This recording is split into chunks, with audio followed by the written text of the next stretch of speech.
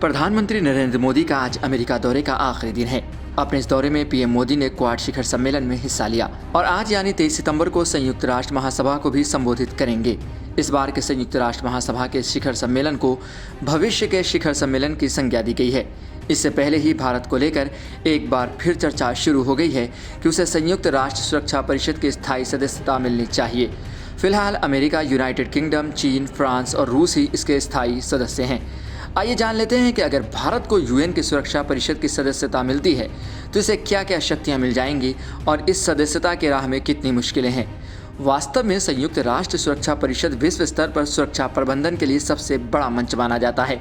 इसके कंधों पर पूरी दुनिया में शांति बनाए रखने और सामूहिक सुरक्षा के सिद्धांतों का पालन सुनिश्चित करने का जिम्मा है।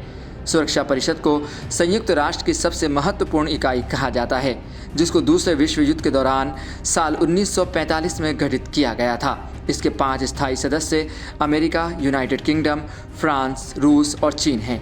सुरक्षा परिषद के गठन के वक्त इसमें 11 सदस्य थे, जिनकी संख्या साल 1965 में बढ़कर 15 कर दी गई।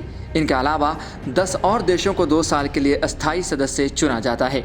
बता दें कि सुरक्षा परिषद के अस्थायी सदस्य देश 2 साल के लिए चुने जाते हैं। इनको चुनने का उद्देश्य सुरक्षा परिषद में क्षेत्रीय संतुलन को कायम रखना होता है।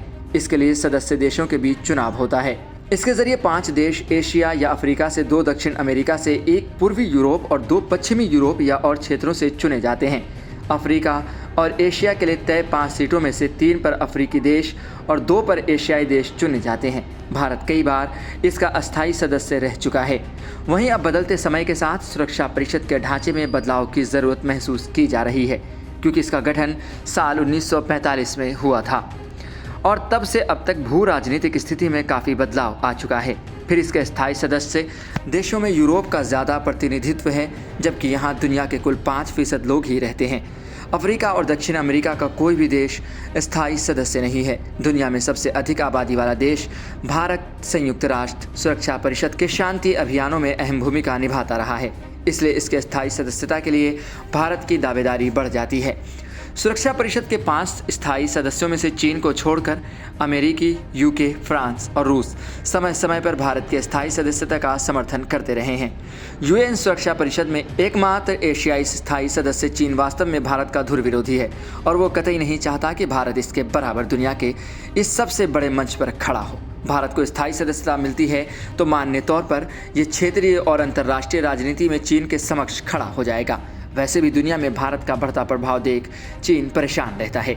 स्थायी सदस्यता मिलने के साथ ही इसकी शक्तियां और अंतर्राष्ट्रीय साख और भी बढ़ जाएगी और ये चीन को गंवा रहा नहीं है। सुरक्षा परिषद की स्थायी सदस्यता मिलने से पूरी दुनिया में मान्य तौर पर भारत की धाक बढ़ेगी और अंतर्राष्ट्रीय राजनीति में इसका दबदबा भी बढ़ जाएगा। वैसे भी यूएन सुरक्षा परिषद संयुक्त राष्ट्र की प्रमुख निर्णय लेने वाली संस्था है। किसी भी देश पर कोई प्रतिबंध लगाने या अंतर्राष्ट्रीय कोर्ट के फैसले को लागू करने के लिए इसके समर्थन की ज़रूरत होती है। ऐसे में भारत को स्थायी सीट मिलती है तो वह वैश्विक मंच पर और भी मजबूती के साथ अपनी बात रख सकेगा।